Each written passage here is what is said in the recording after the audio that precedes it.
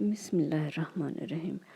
سورہ طور آیت نمبر 9 سے 16 میں اللہ پاک فرماتا ہے، جس دن آسمان لرزنے لگے کپ کپا کر اور پہاڑ اڑنے لگیں اون ہو کر، اس دن جھٹلانے والوں کے لیے خرابی ہے، جو خوض باطل میں پڑے کھیل رہے ہیں، جس دن ان کو آتش جہنم کی طرف دھکیل دھکیل کر لے جائیں گے۔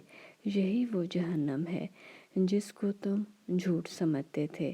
تو کیا یہ جادو ہے یا تم کو نظر ہی نہیں آتا؟